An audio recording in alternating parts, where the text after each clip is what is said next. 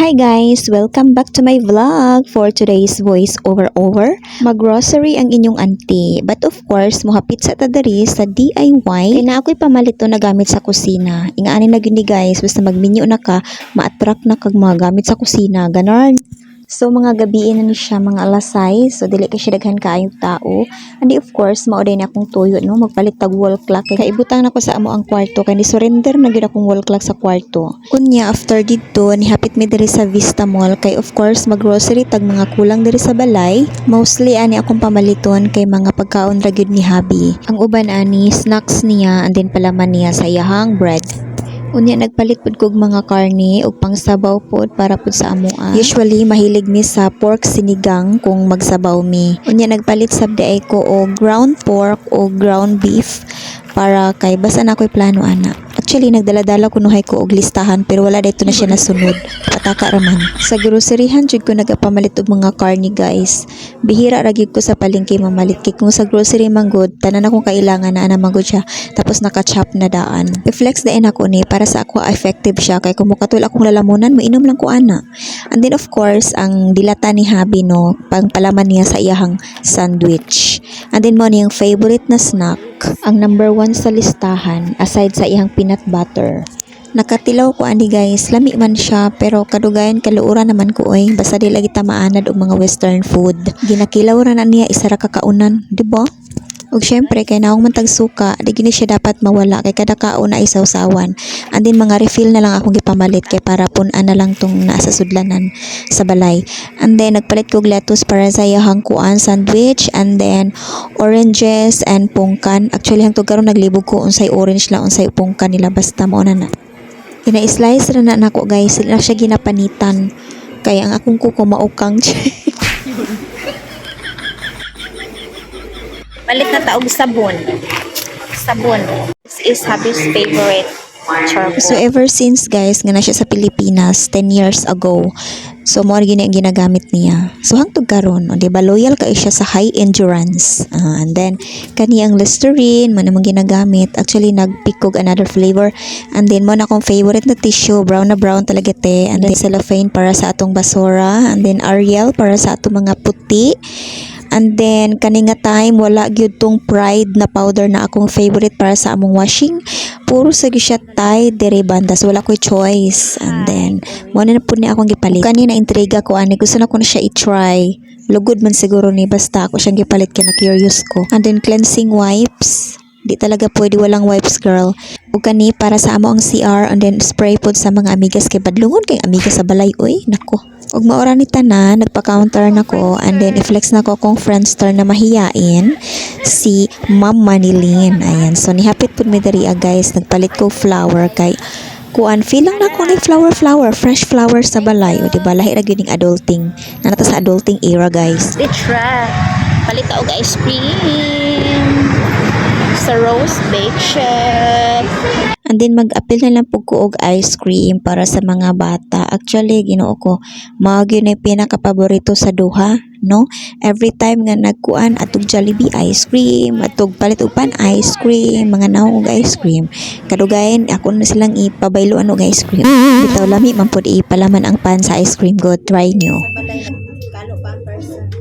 Ngano nag-arrange siya mo kog bulaklak o diba basta matiguang na magganahan nag mga fresh flowers o diba dili man ko mabuhi ano kung magplantita ko so magpalit na lang kog bulak sa gawas no and then feeling nako florist yeah tig-arrange yung bulak and then red rose lang akong gipalit guys no ug kanang pink rose syempre kay pula man ako sinina pula pud ang bulak akong gipili nag-enjoy ra man pud kog arrange ani guys.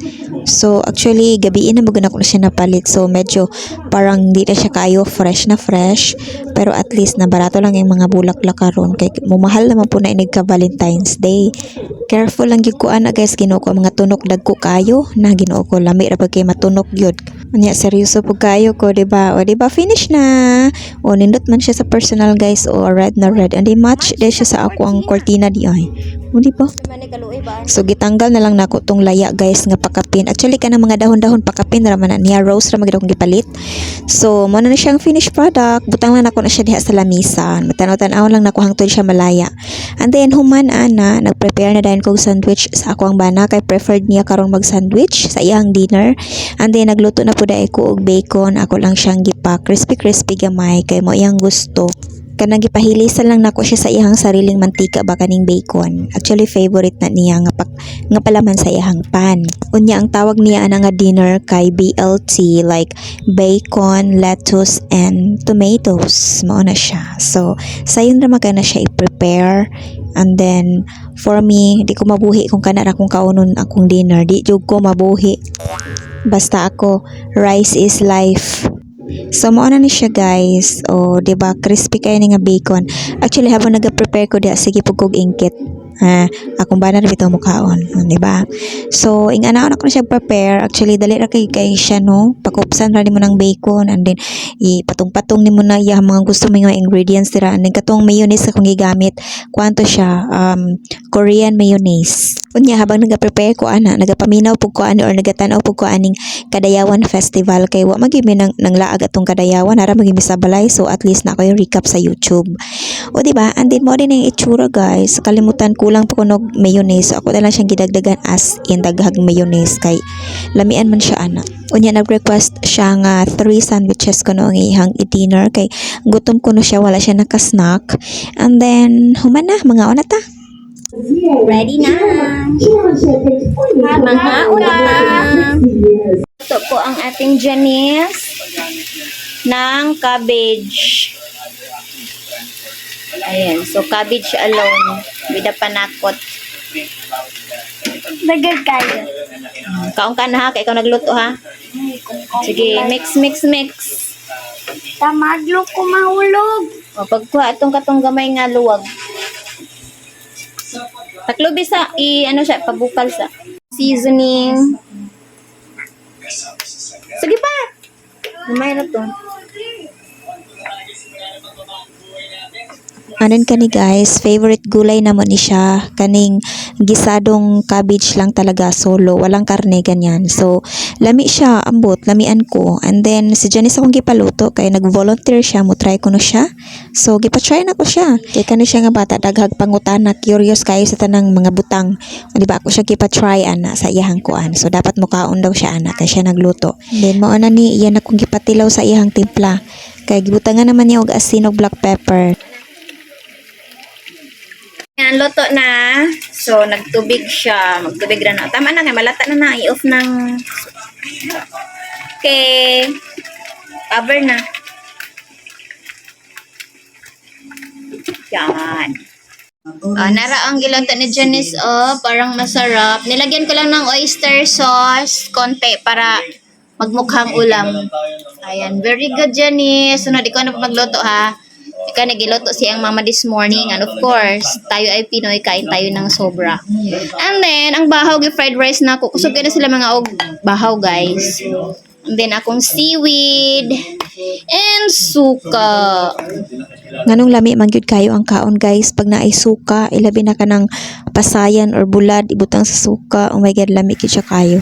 And then kaning vegetable ako na pong giluto daan, ipares na ko atong tocino para to sa breakfast ako ang bana. And then that's all for today. Please like, subscribe and follow me. Thank you. Bye.